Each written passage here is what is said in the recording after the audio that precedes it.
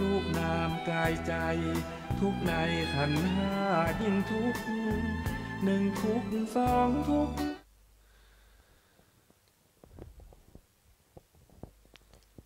อะระหังสัมมาสัมพุทโธภะคะวาพุทธังภะคะวันตังอภิวาเทมิสวากขาโตภะคะวะโตธัมโมธัมมังนัมมัสสา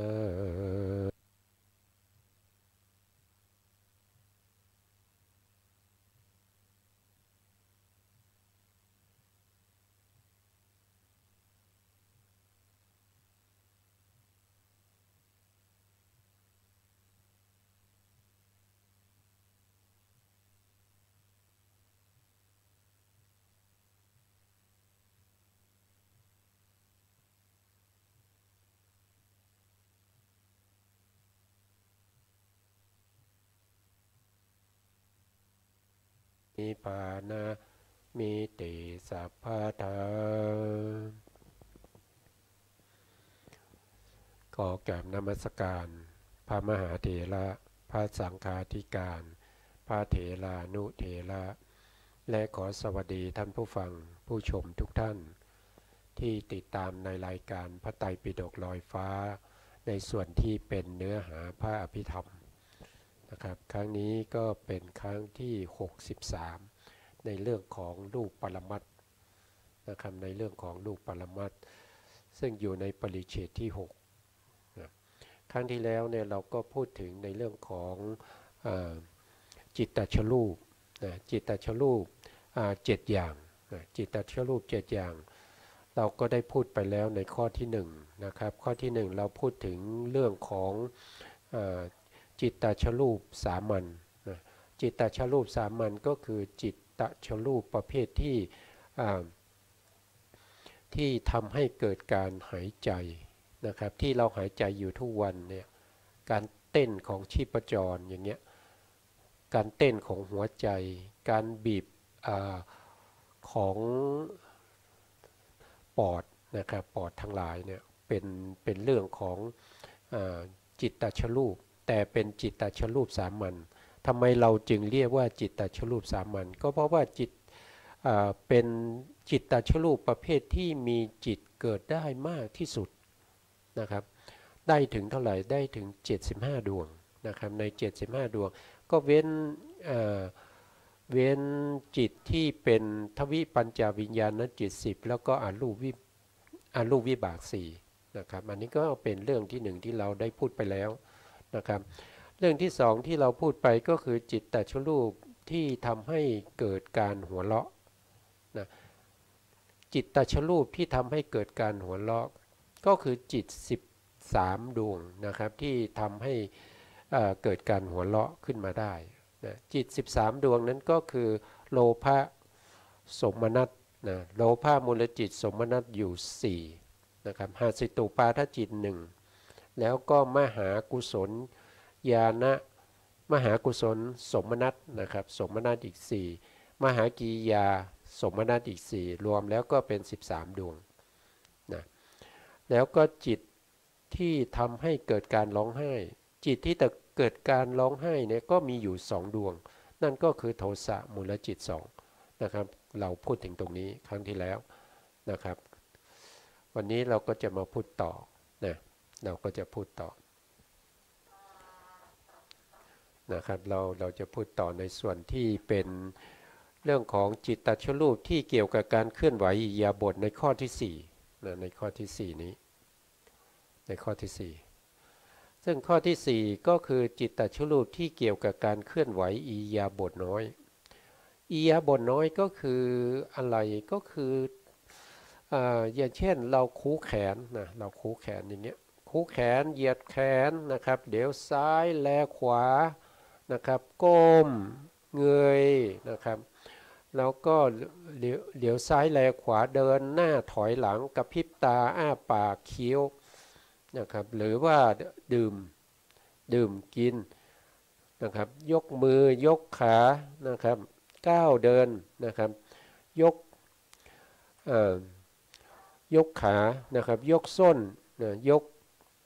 เท้ากดเท้าอะไรพวกนี้เป็นอิริยาบถย่อยหมดเลยเยอะแยะนะครับยกเว้นเฉพาะอิริยาบถใหญ่4อย่างนะครับอิริยาบถใหญ่4อย่างก็คือการเดินการยืนการนั่งการนอนยกเว้นเฉพาะ4อย่างนั้นนะนอกนั้นจะเป็นอิริยาบถย่อยหมดนะครับ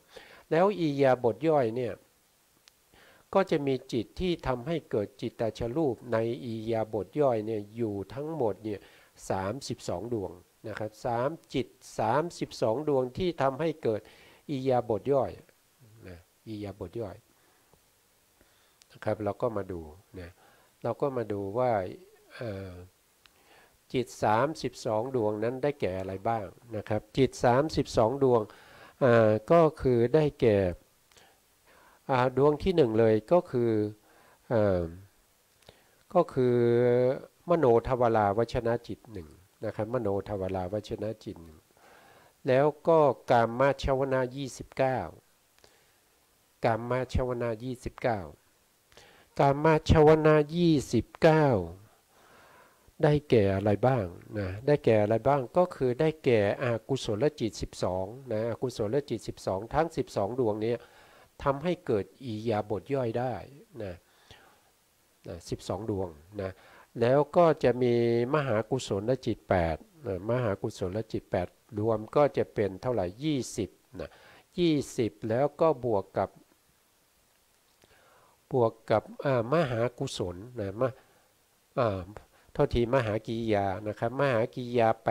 8นะรวมแล้วก็จะเป็น28บวกกับหาสิตุปาทจิตอีก1นะครับบวกกับหาสิตุปาทจิตอีก1ก็เป็นเท่าไหร่29นะ29แล้วก็บวกกับอภิญญาจิต2นะอภิญญาจิต2ก็คือกุศลอภิญญาก็จะอยู่ตรงนี้นะครับเขาไม่ได้เขียนรูปไว้ตรงนี้นะครับตรงนี้ตรงที่เป็นรูปาวจรจิต5ใช่ไหมครับแล้วก็ต่อไปดวงที่6เนี่ยเป็นอภิญญาที่เป็นกุศลนะที่เป็นกุศลอันนี้ก็จะเป็นดวงที่31นะครับ31แล้วก็บวกตรงนี้อีกดวงหนึ่งนะครับตรงนี้คืออะไรก็คืออภิญญาที่เป็นกิริยานะรวมตรงนี้อีกดวงหนึ่งก็จะเป็น32นะครับก็จะรวมเป็น32 ดวงด้วยกันก็จะมีกามชวนา29นะกามชวนา29กามชวนะกามะเนี่ยก็จะต้องอยู่ในส่วนที่เป็นกามใช่ไหมครับในส่วนที่เป็นกามก็จะเป็นกามาวจรจิต54อยู่ในส่วนนี้แต่จะต้องเป็นทำหน้าที่ชวนะเขาบอกว่ากามะชวนะ29ก็คือได้แก่อกุศลจิต12นะอกุศลจิต12มหากุศลอีก8ก็เป็น20นะ20กับมหากิริยาอีก8ก็เป็น28บวกหาสิตุปาทจิตอีก1ก็เป็น29นะครับอันนี้เป็นกามชวนะ29นะแล้วก็บวกกับอภิญญาจิต2ก็คือกุศลอภิญญา1ดวงแล้วก็กิริยาอภิญญาอีก1ดวงรวมกันก็จะเป็นทั้งหมด32 ดวงนะครับ32เราตรงนี้อีกดวงหนึ่งครับลืมไปนะตรงนี้ก็คือมโนทวาราวชนะจิตอีก1นะครับรวมแล้วก็เป็น32นะจิตพวกนี้ก็จะทำให้จิตตชรูปประเภทที่มีการเคลื่อนไหวอะไรเคลื่อนไหวอิริยาบถนะครับเคลื่อนไหวอิริยาบถน้อยใหญ่ทั้งหลายเนี่ยนะก็จะเกิดจากจิต32 ดวงนี้นะ32 ดวงนะอันนี้ก็เป็นการเกิดขึ้นของจิตตชรูปประเภทที่เกิดการเคลื่อนไหวอิริยาบถน้อยทั้งหลายการที่เราสามารถที่จะคู้แขนเข้ามาเราสามารถเหยียดแขนออกไปคู้แขนเข้ามาเหยียดแขนออกไปก็เพราะอะไรก็เพราะว่าจิตนะครับเพราะจิต32 ดวงที่เราได้เอ่ยไปแล้ว นะ32 ดวงนั้นเป็นปัจจัยให้เกิดจิตตชวาโยที่อยู่ในแขนนะในแขนเนี่ยเรามีรูปประเภทที่เป็นเขาเรียกว่าเป็นประเภทที่เป็นวายโยธาตุนะมาดูนะครับดูรูปวิธีนะวายโยธาตุนะครับตรงนี้นะครับวายโยธาตุตรงนี้นะวายโยธาตุตรงนี้จะเคลื่อนไหวได้ก็จะต้องมีการสั่งงานมาจากจิต32 ดวงนั้นนะจิต32 ดวงก็จะสั่งงานมาที่วายโยธาตุนะวายโยธาตุก็จะทำงานนะก็จะทำงานการอัดลมนะครับหรือว่าการสูบลมเข้าไปในอิริยาบถในแขนนะทำให้แขนเนี่ยสามารถที่จะคูเข้ามาได้เหยียดออกไปได้นะครับมาจากไหนก็คือมาจากตัวจิตที่สั่งงาน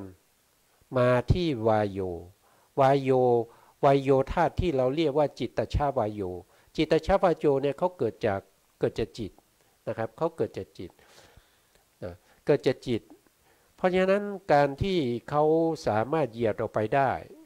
คูเข้ามาได้อันนั้นเป็นจิตตชวายโยนะครับแล้วก็เป็นจิตตชลูปนะครับมีการเคลื่อนไหวอิริยาบถนะครับในลักษณะอย่างนี้นะแล้วก็ถ้าเราดูมหาพุทธรูป4ซึ่งเป็นรูปใหญ่ที่เป็นที่อาศัยของอุปาทายรูปเนี่ยนะครับรูปใหญ่ทั้ง4เนี่ย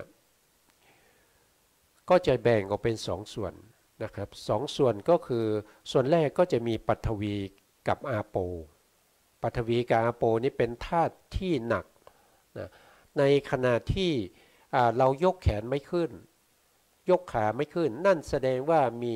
ปฐวีธาตุกับอาโปธาตุนี่มีมากนะมันจึงหนักจึงไม่สามารถที่จะยกขึ้นได้แต่การที่เราสามารถยกขายกแขนนะครับคู่แขนเหยียดแขนได้ก็เพราะว่าเตโชกับวายโยซึ่งเป็นธาตุที่เบามีมากกว่านะมีมากกว่า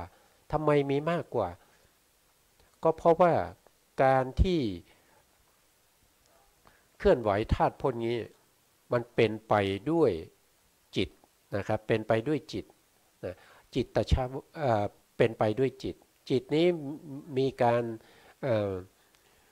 มีความประสงค์นะครับมีความประสงค์ที่จะทำนะครับมีความประสงค์ที่จะยกเท้านะเพราะฉะนั้นวายโยธาตุจึงมีกำลังนะวายโยธาตุมีกำลังทำให้ปฐวีกับอาโปเนี่ยอ่อนกำลังนะเพราะฉะนั้นวายโยธาตุมีกำลังก็จึงทำให้เราคู่แขนได้เหยียดแขนออกไปได้อันนี้ก็จะเป็นในลักษณะของการเคลื่อนไหวอิริยาบถไม่ว่าจะเป็นอิริยาบถย่อยอิริยาบถเล็กน้อยหรือว่าเป็นการพูดนะเป็นอิริยาบถใหญ่พวกนี้นะครับก็ขึ้นอยู่กับวายโยธาตุ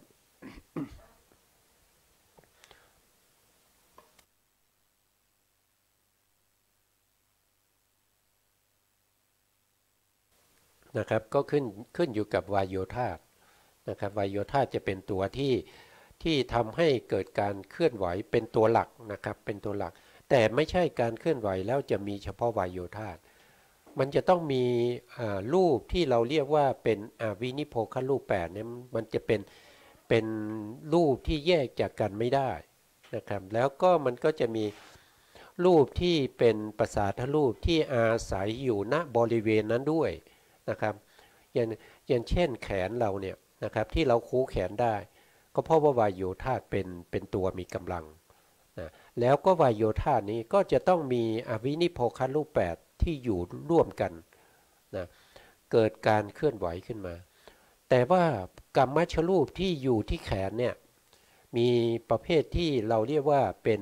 กายประสาทนะครับกายประสาทในแขนเราก็มีใช่ไหมครับกายประสาทที่แขนเราก็มีนะแล้วก็ภาวะรูปนะที่แขนเราเนี่ยเราจะมีภาวะรูปด้วยนะภาวะรูปที่เป็นผู้หญิงหรือเป็นผู้ชายนะ เป็นประเภทที่อิทธิภาวะหรือปุริสภาวะก็จะอยู่ที่แขนด้วยนะแล้วก็มีชีวิตด้วยนะในชีวิตตารูปก็จะอยู่ที่แขนด้วยถ้าแขนไม่มีชีวิตตารูปในการรักษาแขนนั้นก็ไม่สามารถที่จะทำงานได้ไม่สามารถที่จะเคลื่อนไหวได้นะครับแขนนั้นก็จะเป็นแขนเหมือนกับซากศพนะครับไม่สามารถทำอะไรได้ก็จะมีชีวิตตารูปเนี่ยเป็นตัวที่รักษาไว้นะครับเพราะฉะนั้นเราก็จะเห็นว่าแม้กระทั่งเราเคลื่อนไหวอิริยาบถเล็กๆน้อยๆเนี่ยก็จะมีรูปหลายๆรูปเนี่ยประกอบกันนะก็จะมีอวินิพโภครูป8ใช่ไหมครับมีกายประสาทกายประสาทนี้เขาก็จะเกิดเป็นกลุ่มเป็นก้อนก็จะเรียกว่ากายทัศกกลาภนะครับกายทัศกกลาภก็จะเป็น10รูปนะแล้วก็จะมีภาวะทัศกกลาภอีกนะครับถ้าเป็นปุริสภาวะก็จะมี10อิทธิภาวะก็จะมี10ถ้าเป็นชีวิตตานี้ก็จะมี9ก็เป็นชีวิตตานวกกลาภนะครับเพราะฉะนั้นอย่างน้อยๆในการที่จะเคลื่อนไหวนะครับก็จะมีอะไรบ้างนะก็จะมีรูปอยู่เท่าไหร่นะครับก็จะมีกาย10นะครับภาวะอีก10ก็เป็น20ชีวิตตะอีก9ก็เป็น29แล้วก็มีจิตตชรูปนะจิตตชรูปที่เป็นอวินิโพครูปมีอยู่8นะครับอวินิโพครูปมีอยู่8แล้วก็มีในบริเวณนั้นก็จะมีปริเฉทรูปด้วยแล้วก็ถ้ามีการเคลื่อนไหวกายก็จะมีกายทัศกกลาภด้วยนะครับแล้วก็ถ้าเป็นประเภทที่เคลื่อนไหวได้สะดวกสบายไม่ลำบากนั้นก็จะต้องมีอวินิโพครูป3ด้วยเพราะอวินิโพครูป3ก็จะเกิดเขาจะเกิดพร้อมกันนะเวลาเกิดต้องเกิดพร้อมกันทั้ง3เวลาไม่เกิดก็จะไม่เกิดนะครับอันนี้ก็เป็นรูปที่เราสามารถที่จะหาได้ในร่างกายของเราว่าในส่วนไหนมีรูปอะไรบ้างนะครับมีรูปอะไรบ้างนะเมื่อกี้ก็ลืมนับนะครับก็จะมีกายก็จะเป็น10นะภาวะก็10ชีวิตอีก9ก็เป็น29นะครับแล้วก็จะมีอวินิโพครูป8ที่เป็นจิตตชรูปนะครับก็จะเป็น37นะครับ37แล้วก็จะมีกายวิญญาตอีก1นะครับ37ก็เป็น38นะครับแล้วก็จะมีวิการละรูปอีก3นะ38 39 40 41 42พร้อมกับปริเฉทรูปอีก1นะก็จะเป็น42รูปนะ42รูปนะครับอันนี้ว่าโดยย่อๆว่าโดยคร่าวๆนะครับ42รูปที่อยู่ที่มือนะครับที่อยู่ที่แขนนะที่อยู่ที่แขนนะอันนี้ก็เป็นลักษณะของการเกิดขึ้นของจิตตชรูปนะจิตตชรูปที่เราเรียกว่าเป็นอิริยาบถย่อยนะต่อไปก็จะเป็นข้อที่5นะครับข้อที่5ก็จิตตชรูปที่เกี่ยวกับการพูดนะการพูดนะครับหรือว่าการอ่านหนังสือการร้องเพลงนะครับที่เกี่ยวกับการพูดทั้งหลายนะครับก็เกิดจากจิตเท่าไหร่นะก็เกิดจากจิตอยู่นะครับ32เหมือนเดิมนะครับก็จะเกิดกับจิต32เหมือนเดิมนะครับจิตที่ทำให้เกิดการพูดก็จะมี32นะครับ32นี้ก็คือได้แก่มโนทวาราวชนะจิต1นะครับแล้วก็กามชวนะ29อภิญญาจิต2นะรวมกันก็จะเป็น32จิตพวกนี้จะทำหน้าที่ในการทำให้เกิดการเคลื่อนไหวอิริยาบถย่อยได้นะครับทั้งอิริยาบถใหญ่ด้วยนะครับต่อไปก็จะเป็นข้อที่6นะครับข้อที่6ก็คือจิตตชรูปที่เกี่ยวกับอิริยาบถใหญ่นะอิริยาบถใหญ่ก็จะมีการเดินการยืนการนั่งการนอนนะพวกนี้จะเป็นอิริยาบถใหญ่อิริยาบถใหญ่ก็ขึ้นอยู่กับจิต32ดวงเช่นเดียวกันนะถ้าจิต32ดวงนี้เขาไม่เกิดขึ้นในวิถีนะเขาไม่เกิดขึ้นในวิถีนะครับ เขาเป็นถ้าเป็นในจิตนั้นนะครับในช่วงนั้นเป็นช่วงที่เวลาที่เราหลับนะครับเวลาที่เราดับมีแต่ภวังคจิตนะมีแต่ภวังคจิตเนี่ยการยืนก็จะเกิดขึ้นไม่ได้นะครับการเดินก็เกิดขึ้นไม่ได้การนั่งก็เกิดขึ้นไม่ได้นะครับการนั่งนะครับนั่งนี้มันก็จะมันก็จะโค้งมันก็จะงอมันก็จะนอนนะแต่การนอนมีได้แต่ว่าการนอนอย่างนั้นเนี่ยไม่ใช่อิริยาบถใหญ่นะไม่ใช่อิริยาบถใหญ่ที่เกิดจากจิตนะครับที่เกิดจากจิตที่เราเรียกว่าจิตตชรูปที่เป็นเหตุให้อิริยาบถใหญ่เกิดขึ้นนะครับแต่การนอนในลักษณะนั้นน่ะจะมีเฉพาะเขาเรียกว่าจิตตชรูปสามัญนะครับที่เราเรียนไปแล้วเมื่อครั้งที่แล้วในข้อที่1นะจิตตชรูปสามัญนะครับจิตตชรูปสามัญจิตตชรูปสามัญในตอนนั้นก็จะมีการหายใจมีการเต้นของชีพจรมีการเต้นของหัวใจนะครับมีการขยายของถุงลมในปอดนะครับในปอดต่างๆพวกนี้ที่มันเป็นไปโดยธรรมชาติปกตินะครับเราจะเรียกว่าเป็นจิตตชรูปประเภทที่เป็นสามัญนะครับเป็นประเภทที่สามัญนะครับแต่ถ้าเป็นรูปประเภทที่เป็นอิริยาบถใหญ่นะเป็นอิริยาบถใหญ่จะต้องเกิดจากจิต32ดวงนะครับ32ดวงนะบางท่านอาจจะสงสัยว่าก็เวลานอนเนี่ยนะครับทำไมบอกว่าไม่ใช่จิตตชรูปที่เป็นที่เกี่ยวข้องกับอิริยาบถใหญ่นะครับก็ลักษณะการนอนก็ยังนอนอยู่ใช่ไหมครับแต่ถ้าเราพิจารณาให้ดีนะครับการนอนเนี่ยนะไม่ว่าจะเป็นสิ่งที่ไม่มีชีวิตนะครับอย่างเช่นคนที่ตายแล้วเป็นซากศพเนี่ยก็นอนเหมือนกันนะนอนเหมือนกันนะถามว่าเกิดรูปนั้นเกิดจากจิตใช่ไหมเกิดจากจิตตชรูปใช่ไหมก็ตอบว่าไม่ใช่เพราะในขณะที่เป็นซากศพหรือตายแล้วเนี่ยมันจะไม่มีจิตแล้วนะมันจะไม่มีจิตแล้วแต่สภาวะของการนอนอย่างนั้นนะไม่ได้เกิดจากจิตตชรูปที่เกี่ยวข้องกับอิริยาบถใหญ่ทั้ง4นะครับแล้วก็ไม่ได้เกี่ยวข้องกับจิตตชรูปสามัญนะเพราะว่าในขณะนั้นหัวใจไม่เต้นแล้วการหายใจก็ไม่มีแล้วนะแล้วก็ชีพจรก็ไม่เต้นนะการสูบฉีดของปอดถุงลมต่างๆก็จะไม่มีการสูบลมนะครับก็จะเป็นในลักษณะอย่างนี้ก็เพราะฉะนั้นเราก็จะเห็นได้ว่าในการที่จะทำให้จิตตชรูปที่เกี่ยวกับอิริยาบถใหญ่ได้นี่จะต้องเกิดจากจิต32ดวงนั้นนะครับ32ดวงนะ32ดวงที่เราว่านะครับก็ทบทวนบ่อยๆท่านจะได้บางท่านบอกว่าตามไม่ทันนะครับตามเรียนไม่ทันไม่สามารถทันได้นะครับก็ไม่เป็นไรนะครับก็เรียนไปฟังไปเรื่อยๆนะครับผมก็ย้ำอยู่บ่อยๆนะครับย้ำบ่อยๆเพราะฉะนั้นก็ถ้าพูดบ่อยๆก็จะทำให้เกิดความเข้าใจนะครับสำหรับผู้ที่เข้าใจก็อย่าเพิ่งรำคาญก็แล้วกันนะครับทีนี้เรามาดูซ้ำอีกทีนะครับว่าจิต32ดวงที่ทำให้จิตตชรูปที่เกี่ยวข้องกับอิริยาบถใหญ่ได้แก่อะไรบ้างนะได้แก่อะไรบ้างก็จะมี1ก็คืออกุศลจิต12นะในอกุศลจิต12ก็จะมีโลภะมูลจิต8โทสะมูลจิต2โมหะมูลจิต2รวมแล้วก็จะเป็นอกุศลจิต12ดวงนะ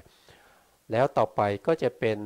มโนทวาราวชนะจิตอีก1นะครับก็จะเป็น11นะ11บวกกับมหากุศลนะมหากุศลนี่8นะมหากุศล8ก็จะมีสมนัส4นะครับแล้วก็มีอุเบกขา4นะเมื่อรวมกันแล้วก็จะเป็นทั้งหมดอยู่21ดวงนะ21ดวงก็บวกกับอะไรอีกนะครับบวกกับมหากิริยานะมหากิริยาอีก8นะครับ มหากิริยาอีก8ก็จะเป็น29นะครับ29แล้วก็จะมีตรงนี้อีกดวงหนึ่งนะครับหาสิตุปาทจิตซึ่งเป็นจิตที่ทำให้เกิดการหัวเราะของพระอรหันต์ได้นะครับเป็นอเหตุกะแต่เป็นกิริยานะนี่ดวงหนึ่งก็เป็นเท่าไหร่เป็น30นะ30แล้วก็ตรงนี้อีก2ดวงนะครับที่เราเรียกว่าเป็นกุศลอภิญญา1แล้วก็เป็นกิริยาอภิญญาอีก1นะครับตรงนี้นะครับเรียกว่าอภิญญา2นะครับก็จะอยู่ตรงนี้นะอภิญญานี่จะมีเฉพาะที่เป็นกุศลนะครับแล้วก็จะมีอยู่ที่รูปาวจรจิตนะครับต่อจากรูปาวจรจิตตรงนี้นะแล้วก็จะมีตรงที่เป็นรูปาวจรกิริยานี่อีก1ดวงนะครับอภิญญาที่เป็นวิบากไม่มีนะครับไม่มีนะอภิญญาที่เป็นวิบากตรงนี้ไม่มีนะครับเพราะฉะนั้นก็จะมีเฉพาะกุศลกับกิริยาเท่านั้นนะครับก็จะมีอยู่2ดวงนะครับพวกนี้ก็จะทำให้เกิดการเคลื่อนไหวอิริยาบถได้นะครับทำให้เกิดการพูดจาได้ทำให้เกิดอิริยาบถย่อยได้นะครับจิต32ดวงนี้นะครับต่อไปก็จะเป็นข้อที่7นะครับข้อที่7ในข้อที่7เนี่ยท่านก็ได้บอกว่าเป็นจิตตชรูปที่เกี่ยวนี่เราอิริยาบถใหญ่อิริยาบถใหญ่ตั้งมั่นนะครับท่านบอกว่าเป็นอิริยาบถใหญ่ตั้งมั่นนะครับอิริยาบถใหญ่ตั้งมั่นก็จะมีอยู่4อย่างเท่านั้นนะครับมีการเดินนะเดินทำไมตั้งมั่นบางท่านจะสงสัยอีกแล้วนะครับเดินทำไมตั้งมั่นก็คนที่เดินตั้งมั่นเนี่ยเขาจะเดินได้ด้วยความคล่องแคล่วด้วยความสง่าด้วยความมั่นคงในการเดินนะครับไม่เหมือนกับคนที่เดินไม่มั่นคงอย่างเช่นคนเวียนศีรษะอย่างเงี้ยในการเดินเนี่ยมันจะเซไปเซมานะครับคนเมาสุราอย่างเนี้ยนะครับก็จะเดินเซไปอย่างนั้นเนี่ยไม่ใช่อิริยาบถที่ตั้งมั่นนะอิริยาบถที่ตั้งมั่นในการเดินก็คือเดินได้ด้วยความสง่านะครับเดินได้ด้วยความคล่องแคล่วนะครับนะบางท่านถามว่าเอ๊ะแล้วทำไมการวิ่งไม่มีเหรอครับก็ตอบว่าการวิ่งก็จัดอยู่ในประเภทของการเดินเหมือนกันนะครับก็อยู่ในประเภทของการเดินนะครับวิ่งเดินอันเดียวกันนะครับแล้วก็การยืนนะครับการยืนที่เป็นอิริยาบถตั้งมั่นนะครับก็คือการยืนตรงนะครับยืนตรงยืนได้มั่นคงนะครับไม่เหมือนกับคนที่ยืนแล้วก็เอ็นไปเอ็นมานะครับจะล้มแหล่ไม่ล้มแหล่นะครับในลักษณะนั้นไม่ได้เรียกว่าตั้งมั่น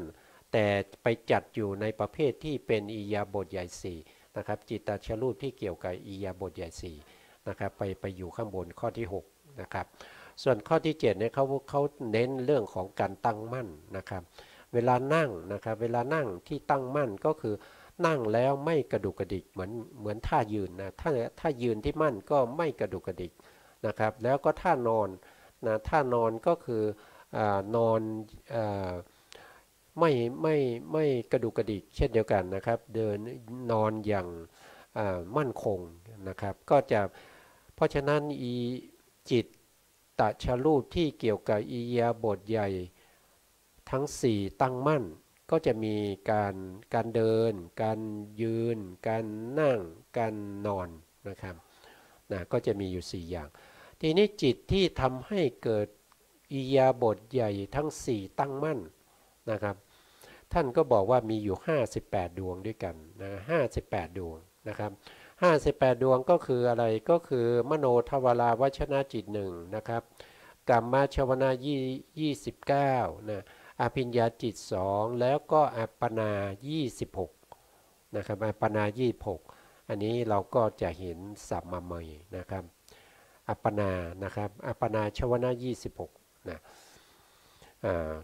อภิญญาจิต2นี่เรารู้แล้วกัมมชวนะ22เราก็รู้แล้วมโนทวาราวชนะจิต1นี่เราก็รู้แล้วนะครับทีนี้เราก็มาหานะครับว่าอัปปนาชวนะ26ได้แก่อะไรบ้างนะครับก็มาดูตรงนี้นะ อัปปนาอัปปนานี่แปลว่าสมาธิที่ตั้งมั่นนะสมาธิที่ตั้งมั่นนะหรือเราโดยทั่วไปก็จะเรียกว่าฌานนะครับเรียกว่าฌานนะประเภทที่เป็นฌานอัปปนา26นะครับอัปปนา26อัปปนา26ก็คือได้แก่ประเภทที่เป็นรูปาวจระรูปาวจรกุศล5นะครับรูปาวจรกุศล5แล้วก็รูปาวจรกุศล4นะครับตรงนี้ก็เป็น9นะตรงนี้เป็น9นะแล้วก็บวกกับรูปาวจรกิริยา5รูปาวจรกิริยาอีก4นะตรงนี้ก็เป็น9เหมือนกันนะครับ9บวกกับ9ก็เป็น9 2 18ก็ได้มา18แล้วนะครับได้มา18ก็มาบวกกับมรรคจิตอีก4นะครับมรรคจิตอีก4นะมรรคจิตอีก4แล้วก็ผลละจิตอีก4รวมกันก็เป็น8 8บวก18ก็เป็น26นะครับก็เป็น26พวกนี้เราจะเรียกว่าเป็นเป็นอัปปนาชวนะ26นะเป็นอัปปนาชวนะ26เราไม่ได้เอาตรงที่เป็นรูปาวจรวิบาก5เราไม่เอานะครับตรงที่เป็นสีเขียวตรงนี้นะรูปาวจรวิบาก5เนี่ยเราไม่เอาแล้วก็อรูปาวจรวิบาก4เราก็ไม่เอานะครับทำไมเราไม่เอานะก็เพราะว่าเขาไม่ได้เป็นชวนะนะเขาไม่ได้เป็นชวนะนะแต่ที่เราจะเอาต้องเป็นชวนะด้วยเขาจึงใช้คำว่าอัปปนาชวนะ26นะครับก็จะเห็นตรงนี้นะครับอัปปนาชวนะ26นะอัปปนานะครับชวนะ26นะเพราะฉะนั้นก็แสดงว่าเขาไม่เอาประเภทที่เป็นวิบากนะครับเพราะประเภทที่เป็นวิบากเนี่ยเขาทำหน้าที่อย่างอื่นนะครับไม่ได้ทำหน้าที่เป็นชวนะเขาทำหน้าที่อย่างอื่นคืออะไรนะอย่างเช่นรูปาวจระ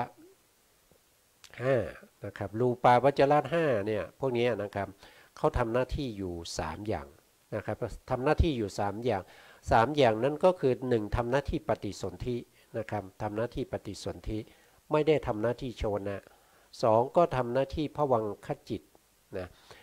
เขาไม่ได้ทำหน้าที่ชวนะ3ก็ทำหน้าที่จุตินะไม่ได้ทำหน้าที่ชวนะเช่นเดียวกันกับรูปาวจรวิบาก4ก็ทำหน้าที่3อย่างเหมือนกันนะก็เป็นปฏิสนธิภวังค์แล้วก็จุติไม่ได้ทำหน้าที่ชวนะนะบางท่านก็สงสัยอีกว่านะครับอย่างเช่นผลจิตเคยได้ยินมาว่าผลจิตเนี่ยเราสงเคราะห์เข้าไปในส่วนที่เป็นวิบากนะครับในส่วนที่เป็นวิบากแต่ทำไมตอนนี้เราจึงเอาผลจิต4ด้วยนะผลจิตตรงนี้เนี่ยเขาทำหน้าที่ชวนะนะครับเขาไม่ได้ทำหน้าที่ปฏิสนธิไม่ได้ทำหน้าที่ภวังค์แล้วก็ไม่ได้ทำหน้าที่จุตินะเขาทำหน้าที่ชวนะด้วยนะทำหน้าที่ชวนะแต่เขาเป็นผลจิตผลจิตสงเคราะห์เป็นวิบากก็จริงแต่หน้าที่เขาเนี่ยเขาทำหน้าที่ชวนะเขาไม่ได้ทำหน้าที่ที่เป็นปฏิสนธิภวังคจิตแล้วก็จุติจิตนะครับก็จะแตกต่างกันอย่างนี้นะเพราะฉะนั้นเขาเป็นชวนะชวนะจึงรวมกันแล้วที่เรียกว่าอัปปนาชวนะเนี่ยก็จะมีทั้งหมด26ด้วยกันนะ26นะเขาเรียกว่าอัปปนาชวนะ26นะครับนะอันนี้ก็คือได้มาใหม่นะครับได้มาใหม่ที่ทำให้อิริยาบถตั้งมั่นนะอิริยาบถตั้งมั่นนะเพราะว่าอัปปนาพวกนี้นะเรามาดูจิตต่อนะครับอย่างเช่นนะถ้าเราพูดถึงรูปาวจรจิต5เนี่ยนะครับก็จะมีปฐมฌานนะครับทุติยฌานตติยฌานจตุยฌานปัญจมฌานพวกนี้เป็นกุศลแล้วก็เป็นฌานจิตในขณะที่เขาเกิดขึ้นเนี่ยอิริยาบถทั้งหลายเนี่ยนะอิริยาบถทั้งหลายก็จะไม่มีการเคลื่อนไหว นะจะไม่มีการเคลื่อนไหวยกเว้นเฉพาะบางบุคคลนะครับที่พิเศษนะที่พิเศษอย่างเช่นพระสัมมาสัมพุทธเจ้านะครับพระสัมมาสัมพุทธเจ้าเนี่ยนะครับเวลาที่ทรงแสดงธรรมนะครับทรงแสดงธรรมอยู่นะครับสามารถที่จะเข้าฌานนะครับสามารถที่จะเข้าฌานสลับกับการแสดงธรรมไปด้วยนะอันนี้พิเศษนะครับพิเศษไม่มีแก่บุคคลปุถุชนอย่างพวกเราที่ได้ฌานไม่ใช่อย่างนั้นนะครับบางครั้งเนี่ยการที่การเดินนะครับการเดินของพระสัมมาสัมพุทธเจ้าเนี่ยบางครั้งเนี่ยจะเข้าฌานด้วยสลับกับการเดินได้ด้วย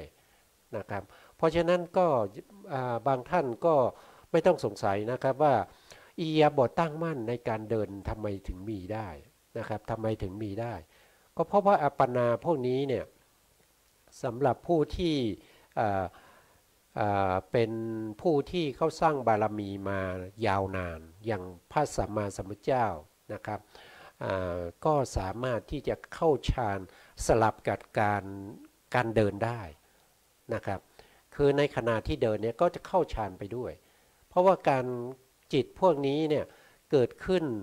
แล้วก็ดับไปเลยรวดเร็วนะครับลัดนิ้วมือหนึ่งเกิดดับไปตั้งแสนโกฏ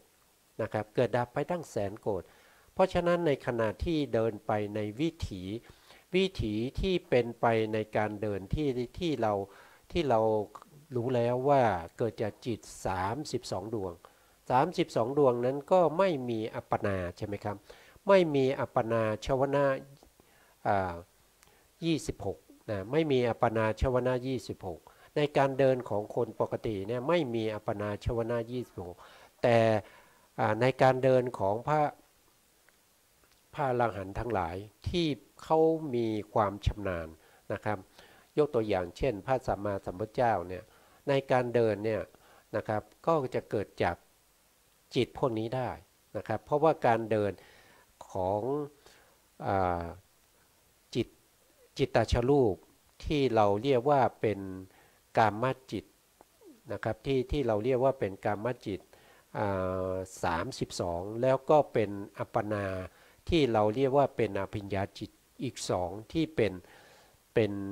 อภิญญากุศลกับกิริยานะครับแล้วก็สลับกับพวกที่เป็นฌานทั้งหลายเป็นปฐมฌานทุติยฌานตติยฌานจตุยฌานปัญจมฌานเข้าฌานแล้วก็ออกฌานสลับกับการเดินได้นะครับสลับกับการเดินได้นะแต่ถ้าตรงนี้ผมถ้าเป็นของพระอรหันต์นะครับมาฟังตรงนี้นะครับของพระอรหันต์นี่จะต้องเป็นประเภทที่เป็นกิริยานะครับโทษทีประเภทที่เป็นกิริยาแต่ถ้าเป็นบุคคลที่เป็นพระอนาคามีนะครับก็จะต้องเป็นประเภทที่เป็นกุศลนะแต่เขามีบุญบารมีนะครับเขาสามารถที่จะเข้าฌานสลับกับการเดินได้นะครับนะสลับกับการเดินได้นะส่วนพระอรหันต์นี้ไม่สงสัยนะครับเพราะพระอรหันต์อย่างเช่นพระสัมมาสัมพุทธเจ้าเนี่ยเป็นรูปาวจรกิริยาก็จะเป็นปฐมฌานที่เป็นกิริยานะครับแล้วก็ทุติยฌานที่เป็นกิริยาตติยฌานที่เป็นกิริยาจตุยฌานจตุถาฌานที่เป็นกิริยาแล้วก็ปัญจมฌานที่เป็นกิริยาสลับกับการเดินนะได้นะครับเข้าฌานออกฌานสลับกันไปได้ไม่มีปัญหานะครับ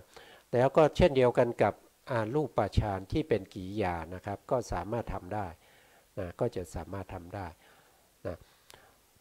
แต่ในวิถีตรงนี้เนี่ยทำไม่ได้นะครับตรงที่เป็นมรรคจิตเนี่ยนะครับที่เป็นมรรคจิตนะที่เป็นมรรคจิตเนี่ยยังไม่มีนะครับยังไม่พบนะครับว่ามีบุคคลไหนบ้างนะครับสามารถที่จะตรัสรู้นะครับสามารถที่จะรู้ตรัสรู้ธรรมนะครับโดยความเป็นโสดาบันแล้วก็ในขณะที่เดินนะครับในขณะที่เดินในขณะที่กำลังทำเคลื่อนไหวอิริยาบถนะครับก็ยังไม่พบนะครับไม่พบว่าจะมีผู้ใดนะครับ ก็จะมีบุคคลหนึ่งนะครับที่เราจะเอ่ยถึงมากเลยนะครับนั่นก็คือพระอานนท์นะครับพระอานนท์ท่านเป็นโสดาบันนะท่านเป็นโสดาบันเนี่ยเสร็จแล้วท่านก็หลังจากที่พระพุทธองค์ทรงปรินิพพานไปแล้วประมาณประมาณ3 เดือนนะครับก็จะมีการทำสังคายนาพระไตรปิฎกนะทำสังคายนาพระธรรมกับวินัยนะครับก็จะท่านพระมหากัสสปะนะครับท่านมหากัสสปะเนี่ยท่านก็ได้คัดเลือกนะครับคัดเลือกบุคคลที่จะมาเข้าทำสังคายนาพระไตรปิฎกเนี่ยก็จะต้องเป็นพระอรหันต์นะครับกำหนดไว้ว่า500 องค์นะครับ500 องค์แล้วก็จะต้องเป็นพระอรหันต์นะครับแล้วก็จะต้องเป็นบุคคลที่มีปฏิสัมภิทา4นะครับมีอาภิญญา6แล้วก็มีวิโมกข์8นะครับกำหนดไว้อย่างนั้นนะพระมหากัสสปะท่านก็ได้เลือกพระอรหันต์ทั้งหลายนะครับ499เว้นไว้เฉพาะ1นะครับเว้นไว้เฉพาะองค์เดียวนะครับก็รอท่านพระอานนท์นะรอท่านพระอานนท์แต่พระอานนท์ไม่ได้เป็นพระอรหันต์ตอนนั้นนะครับพระอานนท์ก็ไปปฏิบัติธรรมด้วยความอุกิจนะครับพยายามนะครับแล้วก็มีความอดทนมีความพยายามอย่างแรงกล้านะครับในการที่ปฏิบัติธรรมเพื่อให้บรรลุซึ่งพระอรหันต์นะครับท่านก็ปฏิบัติมากเกินไปนะครับอินทรีย์ไม่เสมอกันวิริยะมีวิริอินทรีย์นี่มีกำลังมากนะครับจึงทำให้ไม่สม่ำเสมอนะครับพรุ่งนี้เขาจะทำสังคายนาแล้วแต่พระอานนท์ยังเป็นพระโสดาบันอยู่นะครับเพราะฉะนั้นก็ปฏิบัติด้วยความพยายามมีความอุตสาหะมากนะครับทำให้วิริยะนี้มีกำลังมากอินทรีย์5ไม่สม่ำเสมอกันนะครับดังนั้นจึงไม่ได้ตรัสรู้ธรรมนะครับพอท้ายๆมาท่านก็เหนื่อยนะครับท่านก็เหนื่อยท่านก็คิดว่านะเราก็ควรจะพักผ่อนสักหน่อยนะครับท่านก็เอนตัวลงเพื่อจะนอนนะครับในขณะที่ท่านเอนตัวนอนนั้นนะครับอินทรีย์5ก็สม่ำเสมอนะครับก็สามารถที่ทำให้ท่านเนี่ยตรัสรู้ธรรมนะครับได้ที่เป็นสกทาคามีนะครับแล้วก็ได้อนาคามีนะครับที่เป็นมรรคนะครับอนาคามสกทาคามีมรรคในวิถีของมรรคจิตนะครับอันนี้วิถีหนึ่งนะครับแล้วก็ไปลงสู่วิถีที่เราเรียกว่าเป็นปัจเจเวกขนาดวิถีในการพิจารณาในเรื่องของมรรคผลนิพพานแล้วก็กิเลสที่เหลือแล้วก็กิเลสที่ละได้นะครับพิจารณาในวิถีที่เรียกว่าปัจเจเวกขณะวิถีในขณะที่ได้หลังจากที่ได้สกทาคามีนะครับสกทาคามีมรรคนะครับนะสกทาคามีมรรคนะครับอันนี้ก็วิถีหนึ่งนะครับอันนี้อยู่ในระหว่างที่กำลังเอนตัวนอนนะครับอันนั้นแสดงว่ามีการเคลื่อนไหวอิริยาบถนะอิริยาบถในลักษณะนี้ก็ถือว่าเป็นอิริยาบถที่ตั้งมั่นนะครับแล้วก็ต่อมานะครับหลังจากที่สกทาคามีมรรควิถีเกิดขึ้นแล้วนะครับแล้วก็มีภวังคจิตขั้นอยู่นะครับแล้วก็มีปัจเจเวกขณะวิถีเกิดขึ้นนะแล้วก็มีวิถีที่เป็นวิปัสสนาวิถีเกิดขึ้นอีกนะครับเมื่อวิปัสสนาวิถีเกิดขึ้นอีกแล้วก็มรรควิถีที่เป็นอนาคามีมรรคก็จะเกิดขึ้นแก่พระอานนท์อีกนะครับหลังจากนั้นก็จะลงสู่วิถีลงสู่ภวังค์นะครับแล้วก็จะมีปัจเจเวกขณะวิถีเกิดขึ้นอีกนะครับพิจารณาในเรื่องของมรรคที่ท่านได้ก็คืออนาคามีมรรคนะครับแล้วก็ผลจิตก็คืออนาคามีผลนะครับแล้วก็พิจารณานิพพานแล้วก็พิจารณากิเลสที่เหลือกิเลสที่ละได้นะครับเสร็จแล้วท่านก็เจริญวิปัสสนาอีกนะครับแล้วก็ได้เป็นอรหันตมรรควิถีนะครับอรหันตอรหันต์นะครับ อรหันต์มรรควิถีที่เป็นอรหันตมรรคเนี่ยเกิดขึ้นแก่ท่านนะครับในขณะที่ท่านหลังยังไม่ถึงพื้นนะครับแต่ท่านกำลังเอนเพื่อจะนอนนะครับก็จะเห็นได้ว่าวิถีพวกนี้ที่เกิดขึ้นเนี่ยเกิดขึ้นรวดเร็วนะครับแม้กระทั่งการเอนตัวนอนเนี่ยวิถีที่เป็นมากเนี่ยนะครับ3วิถีเนี่ยเกิดขึ้นนะครับมีภวังค์ขั้นมีปัจเจเวกขณะวิถีขั้นแล้วก็มีวิปัสสนาวิถีนะครับขั้นอยู่นะครับท่านก็ยังสามารถที่จะมีอิริยาบถนะครับตั้งมั่นได้นะครับเพราะเป็นอัปปนาชวนะนะครับที่เป็นสกทาคามีมรรคนะครับแล้วก็อนาคามีมรรคแล้วก็อรหันตมรรคนะครับแล้วก็ในขณะที่มรรคจิตเกิดขึ้นแล้วดับไปเนี่ยก็จะมีผลจิตเกิดขึ้นด้วยนะผลจิตก็เป็นชวนะนะครับเพราะฉะนั้นเนี่ยการที่เรามาสงสัยว่าการที่อิริยาบถตั้งมั่นเนี่ยจะต้องเป็นไปในขณะที่นั่งนิ่งในขณะที่ยืนนิ่ง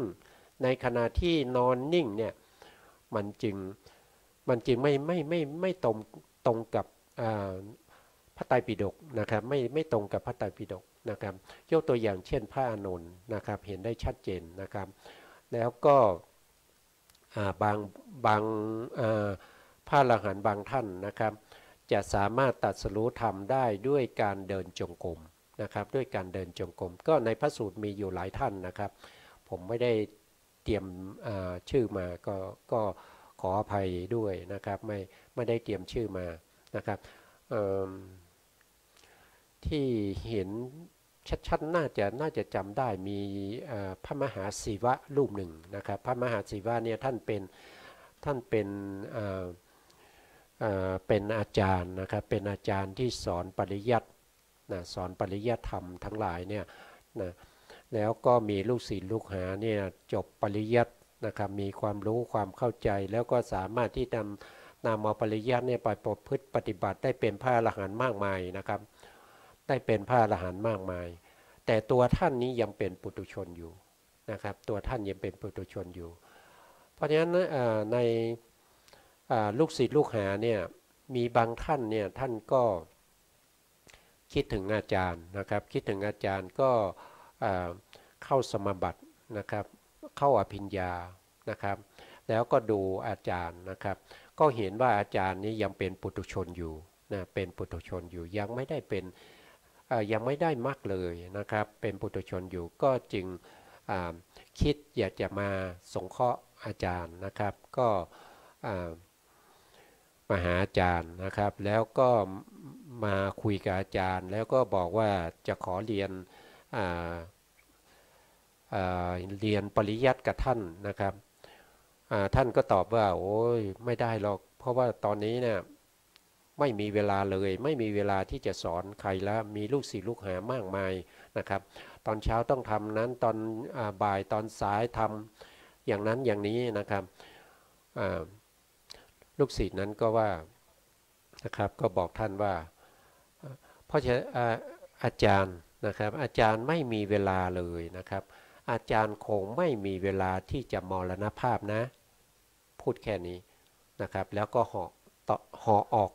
ไปเลยนะครับต่อหน้าต่อตานะครับอาจารย์ก็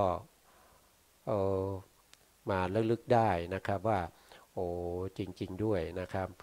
อย่างนี้ไม่เป็นไรนะครับอย่างนี้ไม่เป็นไรเราจะไปปฏิบัติธรรมอย่างเราเนี่ยไปปฏิบัติแค่ 2-3 วันนะครับก็สามารถที่จะบรรลุธรรมได้แล้วนะครับท่านก็คิดอย่างนั้นนะครับเสร็จแล้วเช้าวันหนึ่งท่านก็ลงจากกุฏิไปโดยไม่บอกลาใครนะครับแล้วก็ไปเจริญวิปัสสนานะครับเจริญวิปัสสนาไปปฏิบัติอยู่ในป่านะครับทีนี้ผ่านไป3 วันท่านก็ไม่ได้อะไรเลยนะครับท่านก็ว่าพรรษานี้น่าจะได้นะครับก็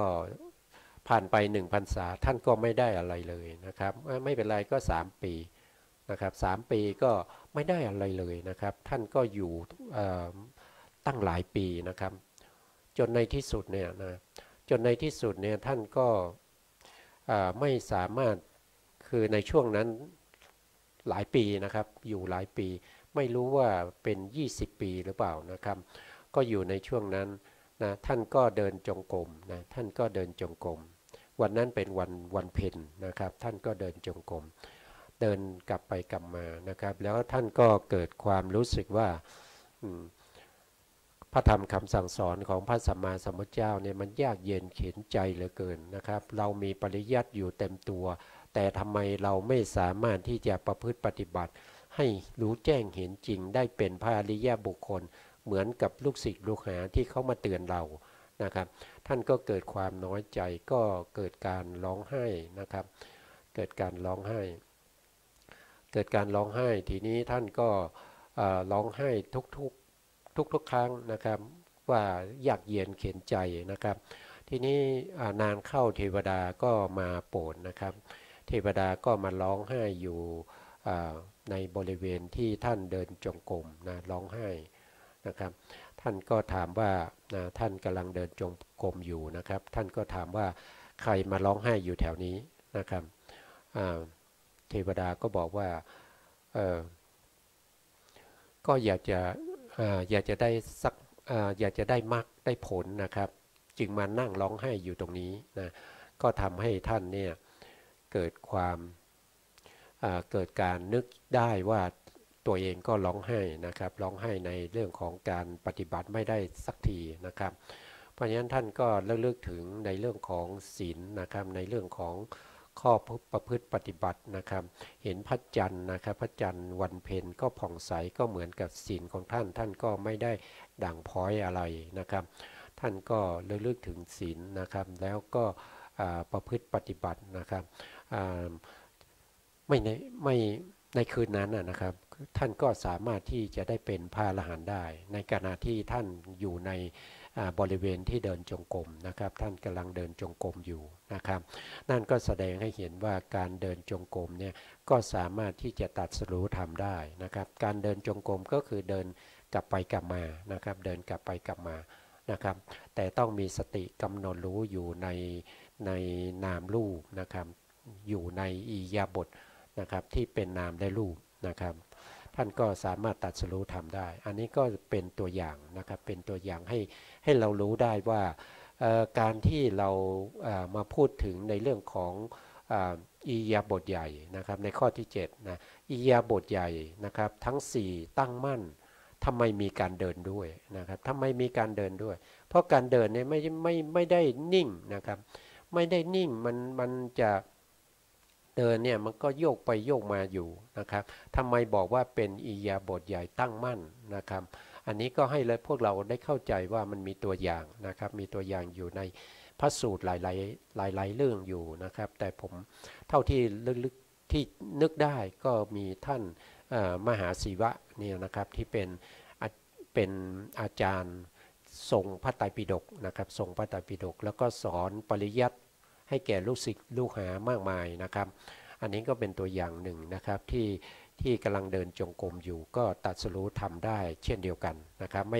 ม่ต้องยืนนิ่งนะครับไม่ต้องนั่งนิ่งแล้วก็ไม่ต้องนอนนะครับไม่ต้องนอนนิ่งนะครับการเดินนี้ก็ได้นะเราจึงเรียกว่าเป็นจิตตฌานรูปที่เกี่ยวกับอิริยาบถใหญ่ทั้ง4ตั้งมั่นนะตั้งมั่นเพราะฉะนั้นอิริยาบถใหญ่ทั้ง4ตั้งมั่นเนี่ยเราจึงเห็นว่าจะมีจิตที่เป็นชวนะที่เราเรียกว่าเป็นอัปปนาชวนะ26นะอัปปนาชวนะ26ก็คือได้แก่นะครับจำได้นะครับก็คือได้แก่กุศลที่เป็นรูปาวจรกุศลฌานที่เป็นปฐมฌานทุติยฌานตติยฌานจตุทัชฌานแล้วก็ปัญจมฌานนะครับอันนี้5นะแล้วก็มีอารูปอีกนะครับในอารูปก็จะมีอากาสานัญจายตนะกุศลนะแล้วก็จะมีวิญญาณัญจายตนะกุศลอากินจัญญายตนะกุศลเนวสัญญานาสัญญายตนะกุศลเอารูปดูดีกว่านะครับนะ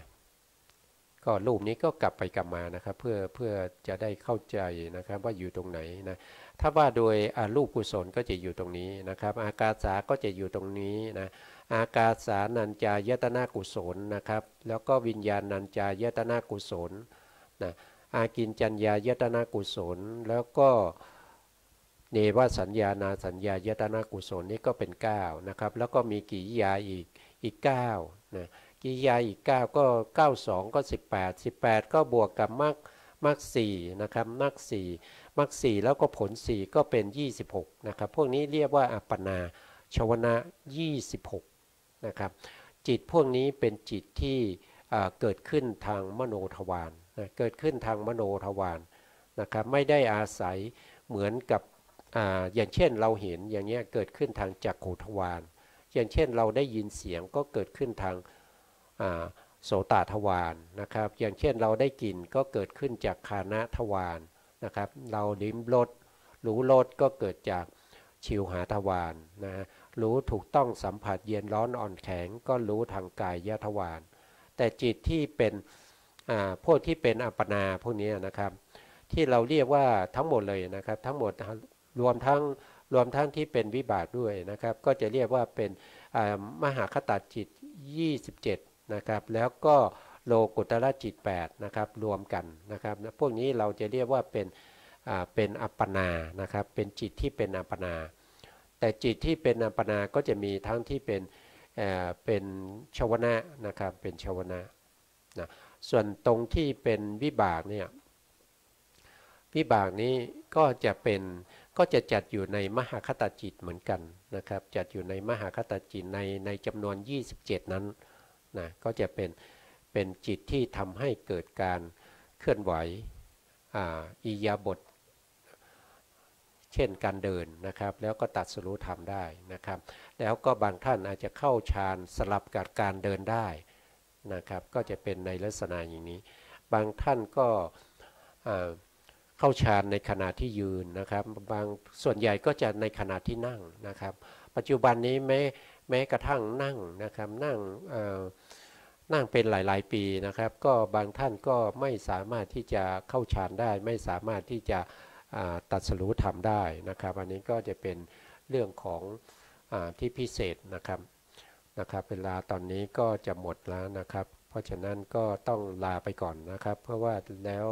เราค่อยพบกันใหม่นะครับในโอกาสต่อไปครับสุดท้ายนี้นะครับขอกราบขอบพระคุณพระครูสมุทรวิสุวัตร วรกิจโจผู้อำนวยการสถานีและเจ้าหน้าที่สถานีทุกท่านแล้วก็ขอกราบขอบพระคุณพระครูปริยัติยานุศาสตร์แล้วก็ขอบคุณท่านผู้ฟังและผู้ชมทุกท่านที่ติดตามในรายการพระไตรปิฎกลอยฟ้าในเนื้อหาของพระอภิธรรมนะครับท้ายนี้ก็กล่าวคำว่าสวัสดีครับผมสวัสดีครับ